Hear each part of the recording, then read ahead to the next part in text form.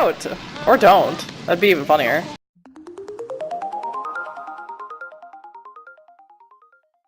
Hello, hello, hello, and welcome back to the Sims 4 100 Baby Challenge. As you can see, one of our ghost children was trying to do the laundry for October, but he decided to disappear because it is daytime. So October has to come and pick up his mess. Instead, she's carrying around this little rubber ducky, because that's just how she is. In the last part, we had a slew of children age up, including Zen and the triplets, and little Chio over here, who is trying to get her movement skill up so she can go downstairs and eat with the rest of the family, and not have to be carried down there and put in a little toddler chair, which I don't even know if I have one.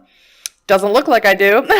And I never even use them anyway. And Persis is up super early this morning. She's doing her homework, which she hadn't done. And she also has some projects. All the kids do have projects that I totally forgot about and didn't do. So I'm going to start dragging them out somewhere, wherever they'd fit, and have them start working on them before they go to school. Oh, I accidentally made Kiara eat some turkey. I forgot she's vegetarian. Eating meat brings sadness to a vegetarian soul. Well, I'm sorry. I wasn't really paying attention. I'm just like, feed the children before they have to go to school. And everyone appears to be sad today because I'm pretty sure just Chio and October are sad. So I'm pretty sure Chio's dad died. So Chio's going to be one of those children, as I imagine the triplets are as well.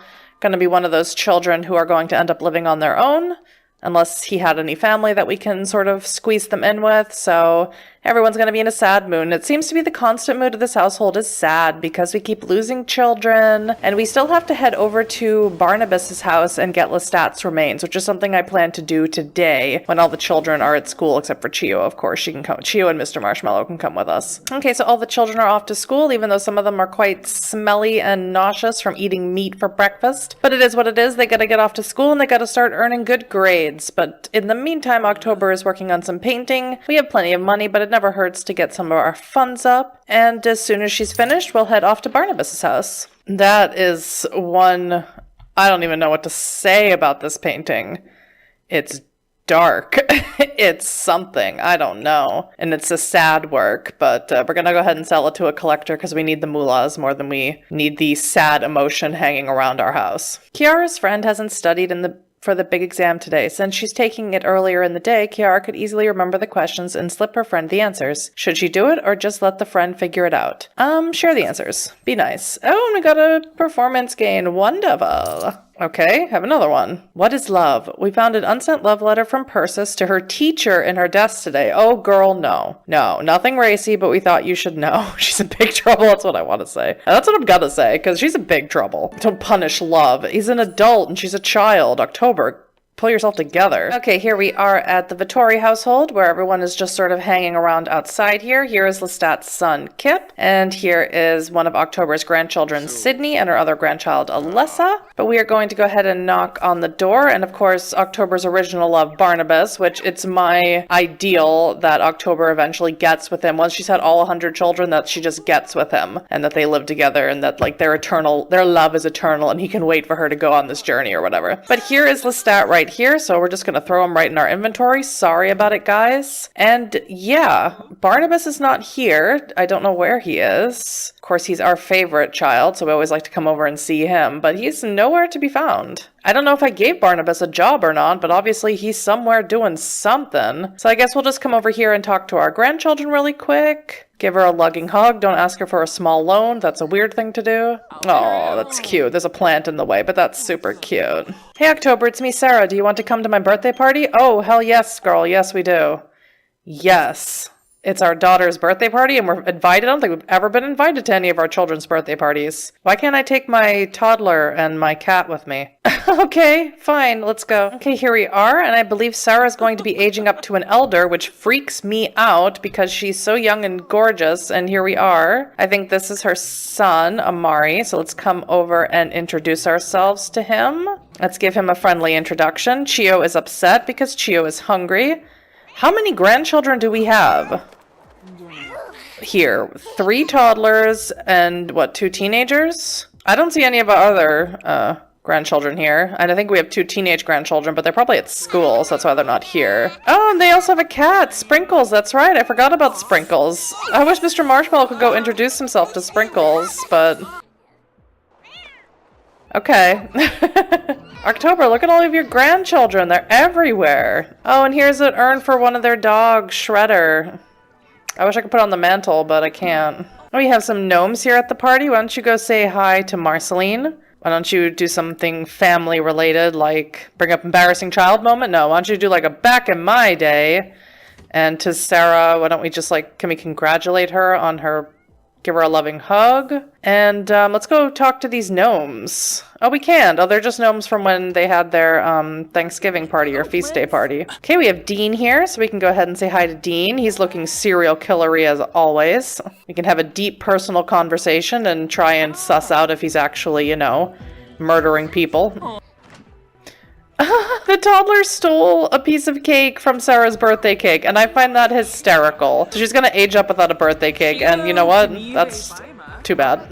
My child is hungry, my child wants cake. Your chef left it out on the counter where the toddler could reach. Okay, that's just how it goes. So did you just invite Dean? Do you not like any of, you know, your other siblings? That it, or what? What is it? Mr. Marshmallow over here sleeping in somebody else's house. Poor babe, he's exhausted. And you go here and introduce yourself to your other grandchild, Antonia. And you have another one somewhere, a blonde grandchild.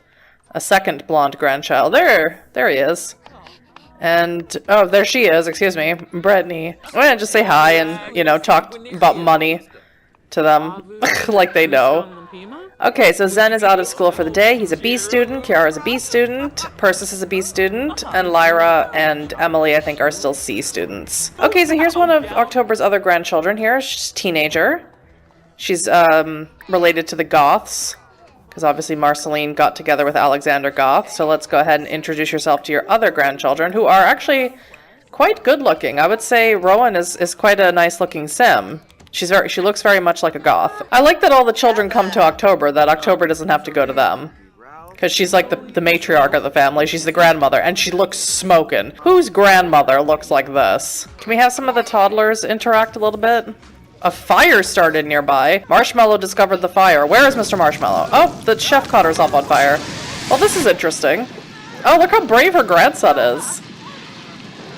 Put her out. Or don't. That'd be even funnier. That was fun. Way to ruin a party. Good job, Mr. Marshmallow. He was the one who alerted everyone. Both of the cats are chasing their tails at the same...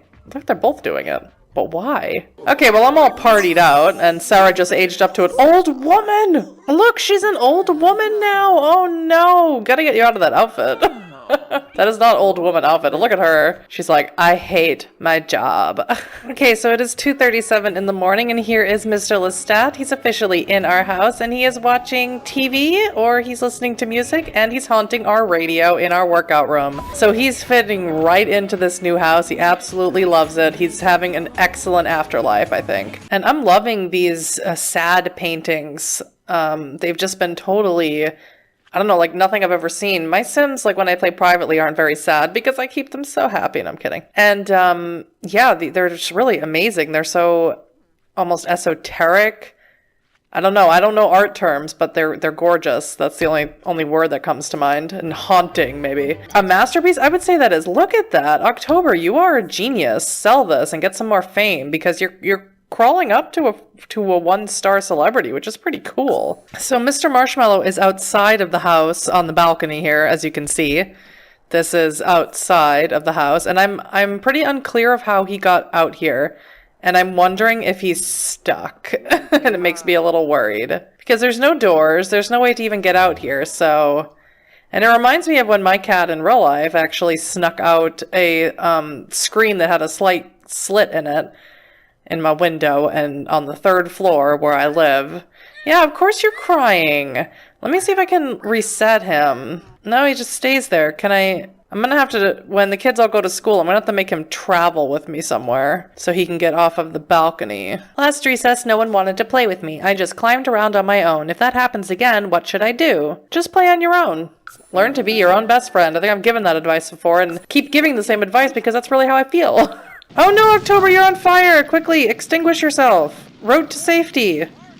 Or extinguish yourself. No, road to safety, extinguish yourself.